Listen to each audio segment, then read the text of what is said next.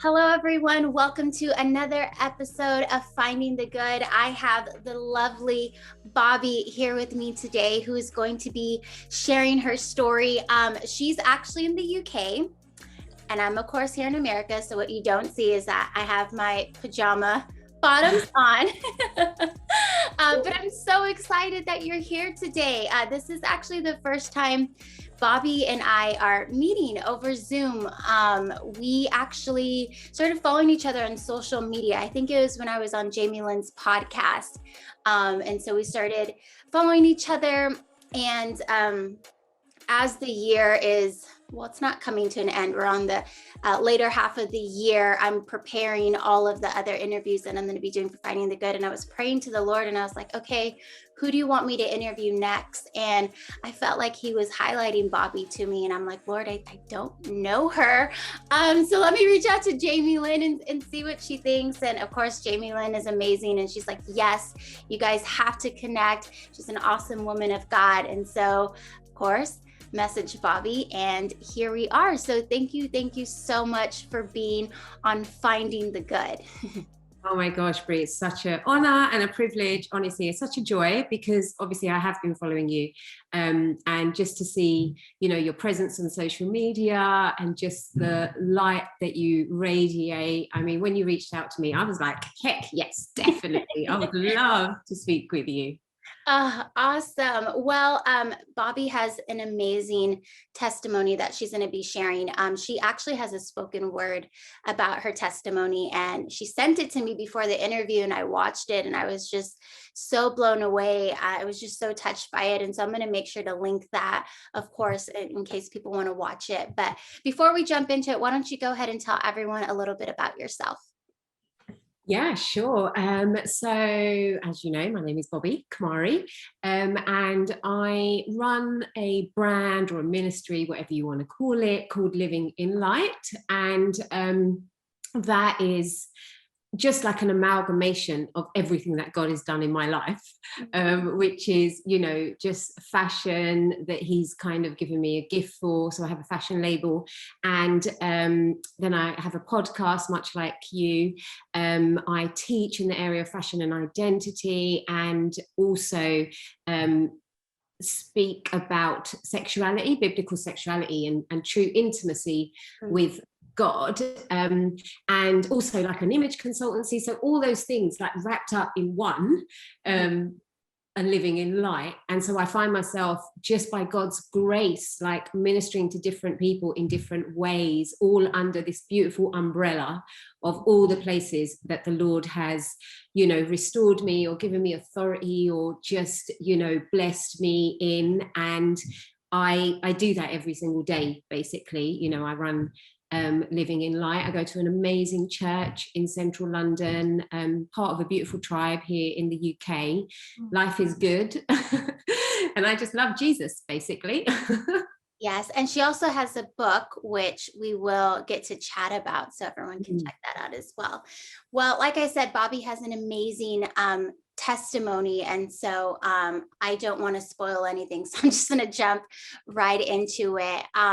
So Bobbi actually grew up in Hinduism, correct? And so I actually don't know too much about that religion. And so if you could just kind of share with everyone what that was like growing up in that religion. Sure, yeah.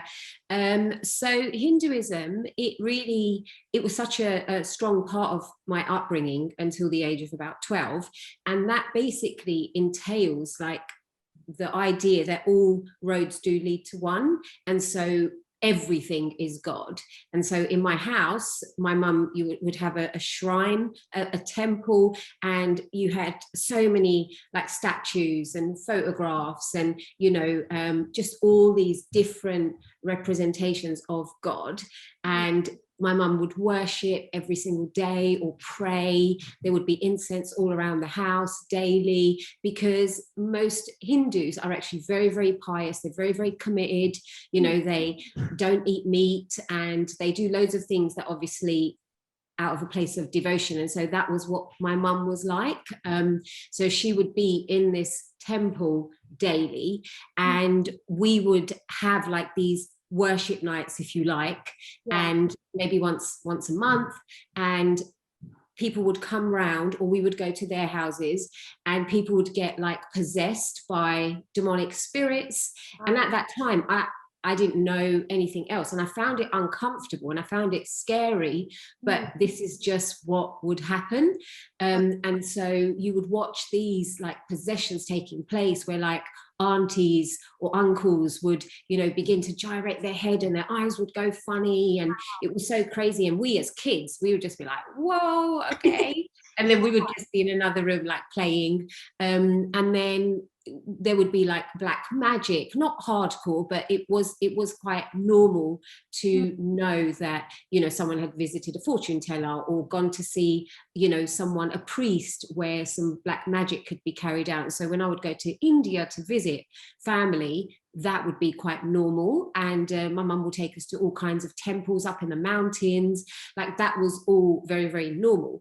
But for me, I found it all just quite bizarre. I really enjoyed the festival side of it because there was so much color and there was all these rituals, but I could never get my head around how the world was created by idols or by statues, you know. And so I remember at the age of 11 being in India on holiday, reading like these comic strips about all the Indian deities back to back, and I was reading them for days, one series after another, and my head was about to explode because I literally, as an 11-year-old, still could not understand how something that doesn't have eyes or ears or a heartbeat could create the world and still be listening to our prayers and still be answering our prayers. Like, it was so confusing to me. So it was very, you know, much part of my life, but I could never connect with the Hindu faith. And the other thing was also, my mum was such a devoted Hindu,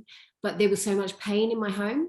You know, I couldn't understand that. How can God be so present in our lives, and my mum worshiping God every day, but my dad is an alcoholic, my mum gets beaten, my mum tried to take her life, you know, there's sadness in my home, even though I had a beautiful childhood, but it didn't feel like God was in the mix, you know. So all of that stuff, I just felt quite disconnected from Hinduism. Wow. So then at the age of 12, you get introduced to Jesus. And so tell me about that experience. Who actually was that introduced you? Mm-hmm. Yeah.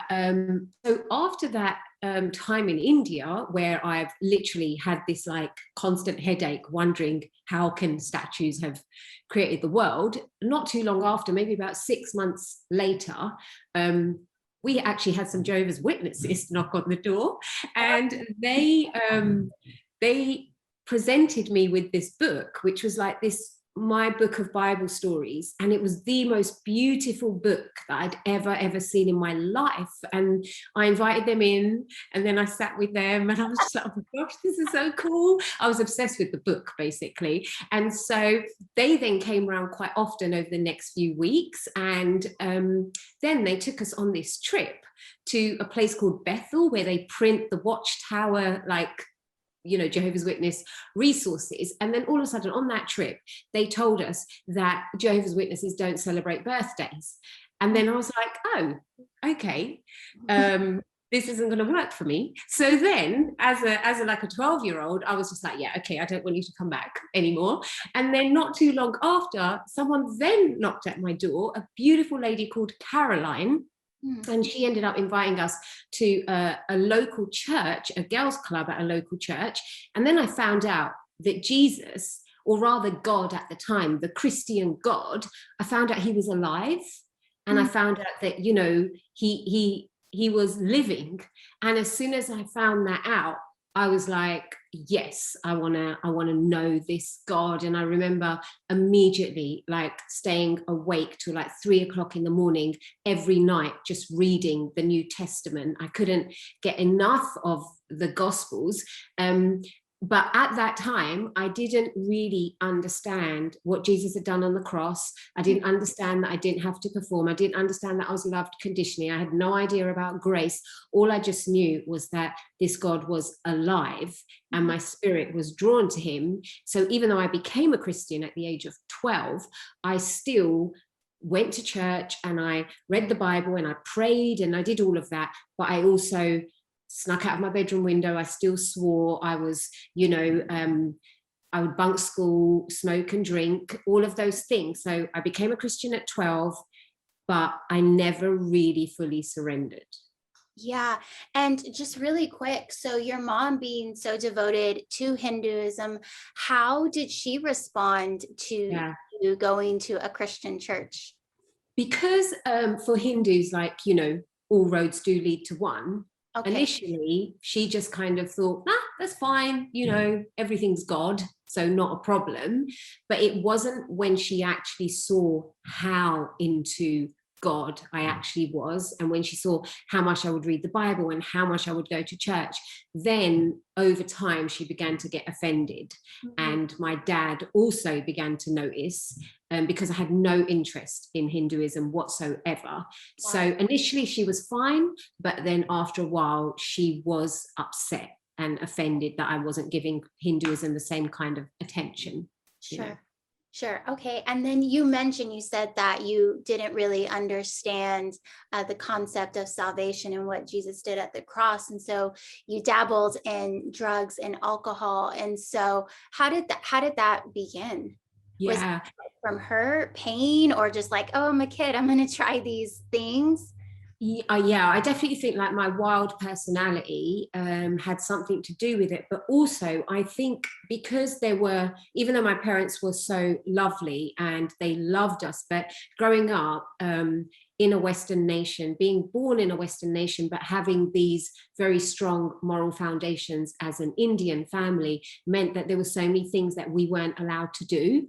And so I think that just that restriction meant that I ended up doing so much behind my parents' back because we didn't have as much freedom as everyone else around me. And because my dad was actually quite strict, and so whenever my siblings or I did anything wrong, he would then take it out on my mum, and she would end up being beaten, because in my culture it's like the mum is responsible for the children, so if anything goes wrong with the children, it's like her fault.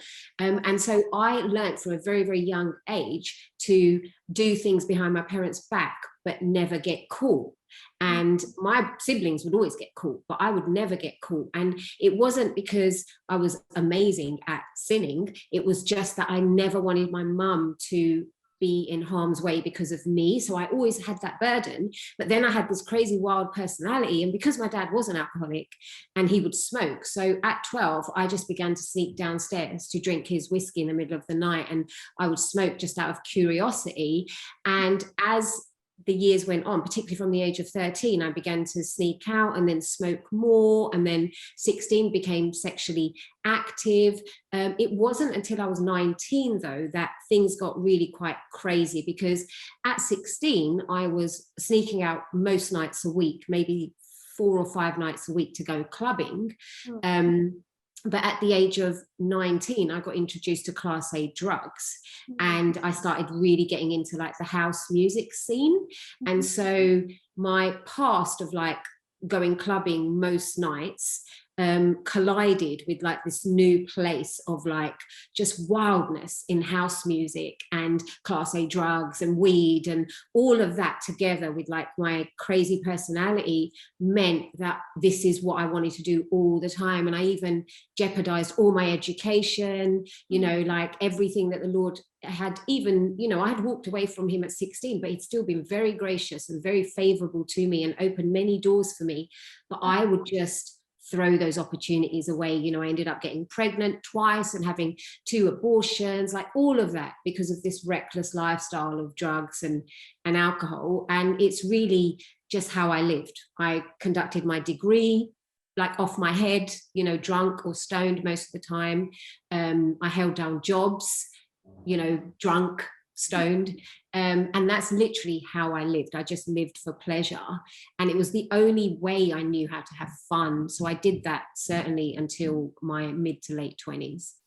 Wow. And so while you were partying and living this wild lifestyle, was there even any conviction, or was there any thought about like, I know what I'm doing is wrong? Or do you feel like you just totally closed yourself off from Jesus?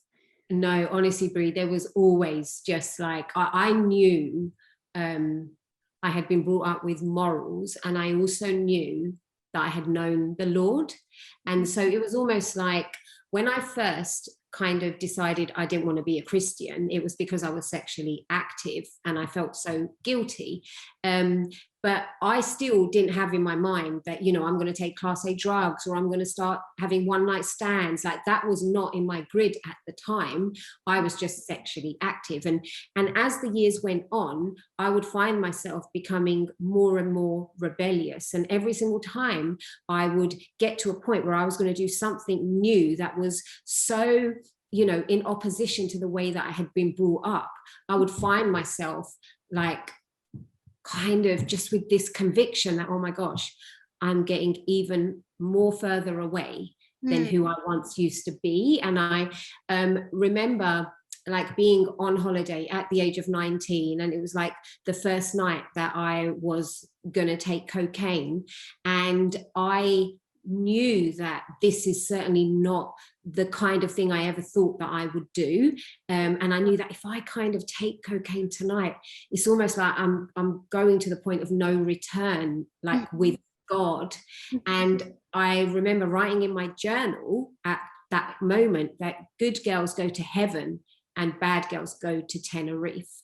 And then I took cocaine. And it was like, in my mind, I was like, well, I guess this is what I'm going to do. But he was always somewhere in the background. And not too long after that trip where I first started really taking Class A drugs, I moved in with a man who was actually a Jehovah's Witness. And he was also not living his faith. And so we're in like this debauched lifestyle, and we're kind of sleeping together and we're taking drugs, etc., but we used to talk about God all the time. And so and I would pray before I went to sleep. You know, I was so trained to pray for like half an hour while I lay in my bed every night as a kid. So even in all those hedonistic days, I was still conditioned to lie in my bed and pray. So that's what I would do. And also what had happened was, while all this is going on, the same woman who had knocked at my door when I was 12 and introduced me to God, she also led my mum to the Lord when I was backslidden. So I had left home, I was living with a man, I was doing my madness, but my mum had become a believer. And so Jesus was still on the scene. And my mum, she actually asked me one day to come to her house for a prayer meeting, and I went just out of honor towards her. And I remember I'd taken loads of drugs the night before, and I was so accustomed to crying and having come downs the next morning. So I'm there at her house, and all of a sudden someone gives me a prophetic word from the Lord, and I just begin to weep, and I think it's the come down from the drugs. So then I'm not even aware that it's the Spirit of God. I go home that day, and although I didn't change on the outside, I knew that something had happened that day, and it's literally like Jesus got under my skin. And so I carried on with my hedonistic lifestyle. I was still raving. I was no longer living with a man anymore, but now I was like quite promiscuous and involved in one night stands and taking drugs by myself now, not even needing to take drugs socially. But whenever I was high, I would talk about Jesus. Like, I literally could not stop talking about God. And I remember being in toilets, taking drugs with random strangers and asking them, like, what do you think about God? You know, so it's like he had kind of got under my skin, convicting me, even though I wasn't a Christian. And then people around me were coming to know the Lord. So he just was there. He wasn't leading my life, but he never actually left. When I said I was leaving him, he never really left. You know, it's so funny because I feel the exact same way. I grew up in church, you know, my whole life, except similar. I had a dad who was doing drugs. And so just felt like I really lived this double life. And so when I left the house at the age of 18, I just kind of went buck wild too. But what's so funny is that I would party, and then I knew I wasn't supposed to get behind the wheel, but I had to get home. I would turn on Christian music and just be like, all right, Lord, get me home. And so it's so funny that, like, even though we're living this life and trying to run away from him, he's still somehow there, and he's still somehow good and protecting us. And it's just incredible. And so what would you say was the turning point? Because I know in your spoken word, you did mention that you did start going to church again, but then you were still partying. And I've found myself in that situation too. And somehow that just makes you feel like 10 times worse. Oh my gosh, Brie. Yes. It's like you feel more imprisoned than ever before, because now, before it's like ignorance is bliss. Yes. But now it's like, it's torturous. And that's exactly what happened, because like I said, Jesus was kind of like under my skin. And as my life was deteriorating and I was like getting more and more destructive and jeopardizing my life, I would actually go and visit my mum's church. She would invite me, so I'd go. So every now and again, I'd be at her Sunday service, and I would just feel so much peace. And so because of that, I began to journal to God again. After about 15 years, I began just to write to him. And I remember one day, like what I thought was rock bottom, I was sitting there and I was like, I don't even know how to get out of the mess my life is in right now. It seemed like such an intricate web, just so many things that I didn't even know how to get set free from. And I began to journal, and I just doodled this whole page of like doodles of a web, and like all the things that were holding me hostage, I wrote them down on this page. And then in the middle of the page, I wrote the lyrics of like a secular song that says something like, help me if you can, I'm feeling down, something like that, you know, help me get my feet off solid ground, something along those lines of getting your feet on solid ground. And that was my prayer to the Lord. And it wasn't like I was on my face, it wasn't like I had my hands together, it was just me doodling to God, because I'd started sharing my heart with him. And miraculously, he answered the prayer, and I found myself like, out of every situation, I had like an exit strategy, and it was so miraculous. So then I moved back to my mum's house, and because I recognized that I'd made such a mess of my life, I knew I needed saving. And so I became a Christian because I needed saving. But like you said, I continued to basically backslide. I had one foot in the world and one foot in the kingdom, and I never surrendered because I felt Christianity was still so boring. And so I would, you know, get baptized, and I would study the Bible, and I'd go like 6 weeks without smoking a cigarette or sleeping with anyone. And then to celebrate, I'd go out and party hard because I'd been such a good Christian for like a couple of months. And so, but the more I was learning about the Lord, the harder it was becoming to actually enjoy sin. But now I was utterly enslaved, because now I like hated myself. It was like I could feel the spirit of lust like surrounding me daily, and just the decisions that I would make. It was such an enslavement. I would wake up every morning and, you know, say, okay, Lord, I'm going to live for you today. I'm honestly going to live for you today. Then by the night I would be crashed, and I'd do something that I so regretted. And it was like this crazy cycle of just torture that just kept getting worse and worse and worse, which then culminated in one night where I had a demonic attack. And in that demonic attack, it was actually a sexual demonic attack, because I'd been in so much sexual sin. And so I'd open the door wide to basically, you know, demons that actually, you know, are sex demons. And that night I literally thought I was going to die. I thought it was game over. And while the attack was going on, the Lord basically said to me that this spirit that's raping you, Bobbi, is the spirit of the world. Like, this is the spirit that you've been playing with the whole time. This is the spirit that you keep going back to, and you keep, you know, feeding yourself with. This spirit hates you. And it was such a wake-up call for me, that really was the turning point. And at that point, like, I fully surrendered to the Lord. I didn't want anything to do with the world, or I knew that this world held nothing for me. And I literally gave my life to the Lord, no holds barred. That was 17 years ago. And literally since that moment, my feet have not touched the ground. Amazing. That's an incredible experience, turning point. And so since renewing your salvation, fully surrendering, what is God's goodness that you feel came out of that season? Oh my gosh, Brie, I don't have the words to actually, even describe. All I know is that first I was living in so much darkness, and dysfunction was so normal for me. But the minute I actually truly stepped into light, like, I mean, to live in his light on a daily basis, like, I literally weep almost every day, because I cannot believe I used to live in the dark and now I live in the light. And at first he just delivered me from all of the sexual junk, he delivered me from the drugs, the alcohol. He totally, in his mercy and in his grace and goodness, he like began to show me who I was, and delivered me of all of the identity crisis of trying to be someone that I wasn't, and just all of the worldly belief systems that I'd lived inside of. So he just kept renewing my mind, like teaching me about purpose, and just gave me so much passion for life. And so the adventure was just being with him every day.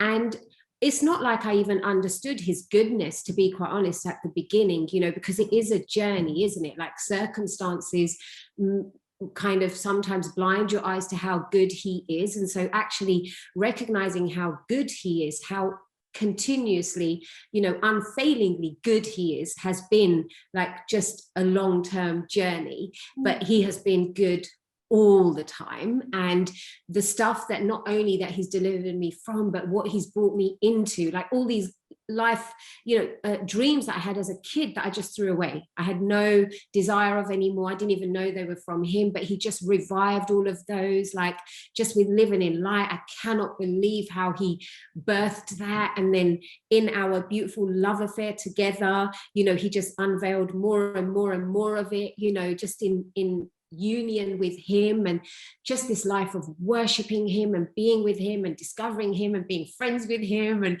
so much fun, so much adventure. And then I think also, just like, I love how he took everything that was dysfunction and what the enemy meant for harm, because this is basically what he does, isn't it? He absolutely just turns everything that the enemy meant for harm, he uses it as a springboard for like the most phenomenal good.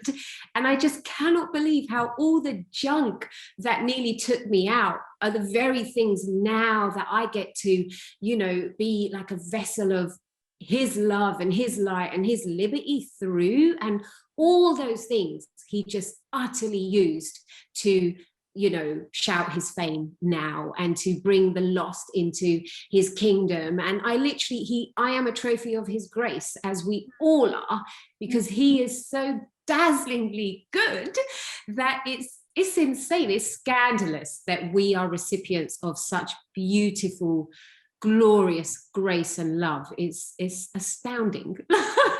Bringing me to tears. That's so good. I love that, trophy of his grace.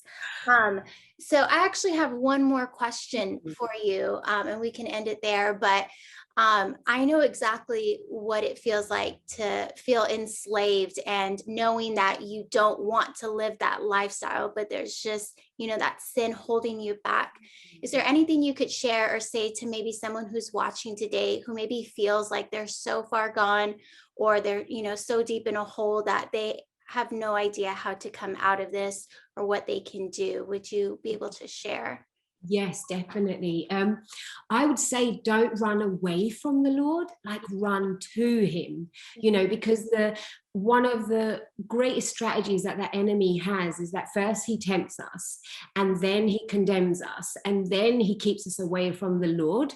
But where sin abounds, grace abounds all the more. And so I would say to anyone who's watching, like, Jesus actually wants to come alongside that process that brokenness, all the things that actually cause us to find ourselves enslaved and get into all of this junk, like the stuff that we are rooted in. Jesus actually wants to deliver us from those things, and nothing can keep us away from his love. Like nothing can separate us from his love. And so my real petition to anyone watching would be that he loves you unconditionally, no matter if you are still on drugs, you are addicted to masturbation or porn, you are, having sex outside of marriage, you are, whatever you are doing, you're committing adultery, whatever your sin might look like, you are his treasure, and he wants to come alongside you, and he wants to journey with you, and he wants to take you through into deliverance.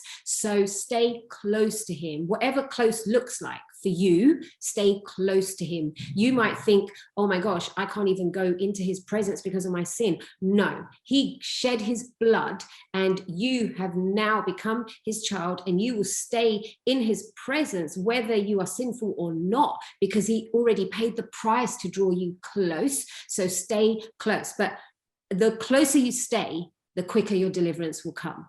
Mm-hmm. The longer you run away, the further away from your victory you will be. So, even as I'm saying what I'm saying, like, just stop watching this, like, go to the Lord, just get on your face and worship him, whether you think you're worthy or not. And I'm telling you, breakthrough will come in that minute, because nothing can separate you from his love. I love that. That's so good. I think a lot of times people think they have to be perfect to come to God. At least in my experience, I was like, okay, I need to somehow get right and stop sinning, and then I can go to the Lord, when in reality, he just wants us to simply come to him. So that's so good. It's so amazing. Well, thank you so much, Bobbi, for sharing your story. It's incredible. I know someone's going to get something out of this. And it's so good to meet you and have a new friend. And so thank you so much. My absolute pleasure, Brie. Thank you so much for having me on. Of course.